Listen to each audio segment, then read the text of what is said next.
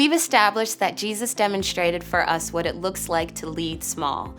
As much as he made an impact on the crowds he preached to and the people he healed along the way, he saved the best parts of himself for his disciples. They were taught the most important lessons, were tested by him in the most important ways, and were loved by him the most clearly. He shared their meals. He laughed at their jokes. He acknowledged their pain. He encouraged them to live out the things he tried to teach them, and he held his hand out to them whenever one of them stumbled. He did all of this because there were only 12 of them. That kind of care and attention can't be adequately given in a room full of people. Leading small can only be done right with a few, and it starts with 5 principles. The first principle of leading small is be present. There's nothing that can substitute for physical presence. Production and environments are important, but they don't take the place of having a consistent adult in the life of a kid or student. And if you have to economize and budget, don't let relationships be the thing you skimp out on.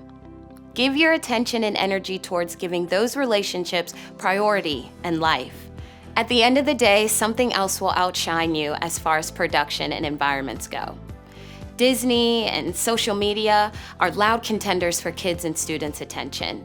But Disney, social media, and even excellence in our own programs and communicators will never be able to give kids and students the kind of face-to-face time and attention that authentic community can offer. Small group leaders, you have something that those things will never be able to offer. The best productions can't compete with what you can put in the life of a kid relationally. So play up your strengths. In a church of 50 or in a church of 5,000, your strength is one-on-one relationships. Your strength is looking at a kid or teenager and saying, "You're my priority. And I'm going to show that to you by being here every week because you're worth it." In 1 Thessalonians, Paul said it this way, "So we cared for you because we loved you so much. We were delighted to share with you not only the gospel of God, but our lives as well." That's the job of a small group leader. You care, you love, you delight. That's the place where faith and futures are changed. There are way too many kids and teenagers who don't believe in God. Why? Because there are way too many kids and teenagers who don't have consistent adults in their lives who love them like God loves them. When you're present for your few, you give them the opportunity to understand what it means to be forgiven by someone. And when you're present for your few, you connect them to something that is bigger than themselves, a community of faith. So what does that mean to be present for your few? Where do we start? First, show up predictably. Commit to being in their lives for a season of time, whatever amount of time that is, and actually be there. This is where the rubber meets the road. This is where trust is built. This is where you prove to your few that you're there for the long haul. Next, show up mentally. Your time with your few is limited. An hour or 2 a week isn't very long at all. So when you're with them, be with them. Tune out everything else that's going on in your life, prepare ahead of time, and give them your best. Your undivided attention is a gift for your few. Lastly, show up randomly. Use tools like social media or texting to wish them luck on their tests.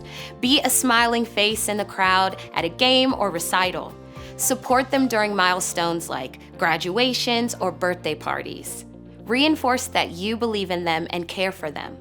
You cannot lead a small group without trust. You cannot build a community without trust. Toddlers need someone who doesn't look like a stranger. Elementary schoolers need someone who remembers the name of their goldfish. Middle schoolers need someone who is up to date on their weekly, sometimes daily, dramas. High schoolers need someone who knows their struggle and is committed to sticking by them. When you show up on a regular basis, predictably, mentally, and randomly, you are well on your way to connecting your kids and students to a community of believers who encourage authentic faith. Kids and teenagers need community just as much as adults do. It isn't a need that we ever grow out of. God created us for community. Jesus illustrated community. The early church practiced community. And when you're present for your few, you're engaging in this very human need. You're providing your few with community. You're giving them the opportunity to practice loving others. And you're teaching kids and students their worth being loved by others.